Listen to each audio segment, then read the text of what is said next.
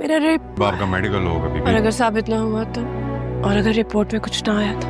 आपका रेप भी हुआ है? झूठ बोल रही हो क्या मजाक कर रही है हमारे साथ? जियो न्यूज पर चलने वाला मारूफ ड्रामा सीरियल केस नंबर 9।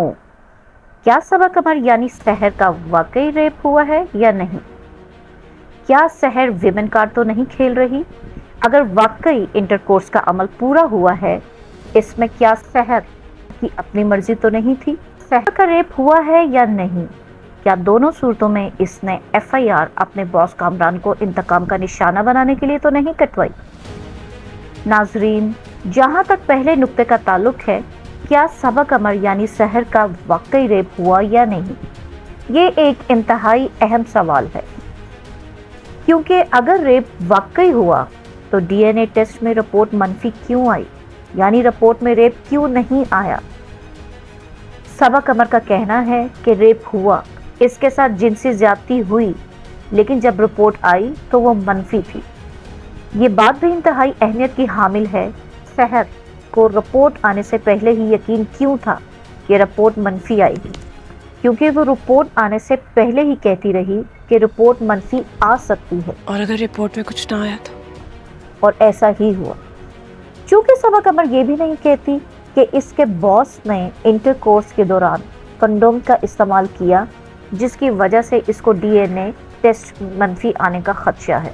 इसका मतलब है इंटरकोर्स नहीं हुआ है और सहर सिर्फ ड्रामाबाजी करती है। इसीलिए पुलिस सब इंस्पेक्टर ने शुरू में ही सहर से पूछा था कि आपका रेप हुआ भी या ड्रामा करती हो। मजाक कर रही है हमारे साथ। और पुलिस एहलकार आपस में ये भी कहते रहे कि ये लड़की झूठ बोल रही है, इसका रेप नहीं हुआ है। दूसरा नुक्ता ये है कि अगर फर्ज करें सहर जिनसी ज्यादती का निशाना बन भी गई और इंटरकोर्स का अमल पूरा भी हुआ, तो इसमें सहर की अपनी कितनी मर्जी शामिल थी? सहर हर जगह भाई को साथ ले जाती है, लेकिन जब बॉस कामरान ने डिनर पर मदु किया तो वो भाई को साथ क्यों नहीं लेकर गई? सहर के बकौल कामरान बहुत अरसे से इसको जिनसी तौर पर हरासा करता रहा। इसके बावजूद वो अकेले इसके घर क्यों पहुंच गई? और जो दीगर दोस्त डिनर पर मदु थे, इनसे राब्ता क्यों नहीं किया कि वो डिनर पर जा रहे हैं या नहीं? हत्ता कि अगर सहर को अपने बॉस कामरान से डर था तो घर में दाखिल होने से कबल इसने सिक्योरिटी गार्ड से क्यों नहीं पूछा घर के अंदर कौन कौन है और जो दीगर लोग डिनर पर मदु हैं वो आ गए या नहीं? कहीं सहर विमेन कार्ड तो नहीं खेल रही? तीसरा नुक्ता ये कि अगर फर्ज करें सहर का रेप हो भी गया और इंटरकोर्स का अमल पूरा हो गया, तो क्या इसमें सहर की अपनी मर्जी शामिल नहीं थी? ये हर शख्स बखूबी जानता है कि खातून को जिनसी ज्यादती का निशाना सिर्फ इस सूरत में बनाया जा सकता है जब खातून को अपनी जान जाने का खतरा हो, यानी इसको अंदाज़ा हो कि इनकार पर इसको कत्ल किया जा सकता है।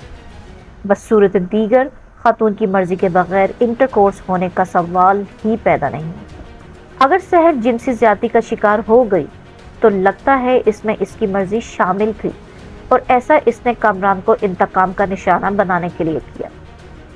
चौथा नुक्ता, चूंकि ये बात वाज़ेह है कि सहर का कामरान के साथ अफेयर था, कामरान ने सहर से शादी करने पर इसलिए इनकार किया कि वह तलाक याफ्ता है, लिहाजा कामरान ने शादी से इनकार किया, तो सहर ने मोहब्बत की आग में जलकर कामरान को इंतकाम का निशाना बनाने की ठान ली।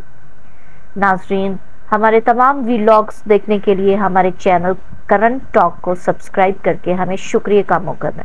अल्लाह हाफ़िज़।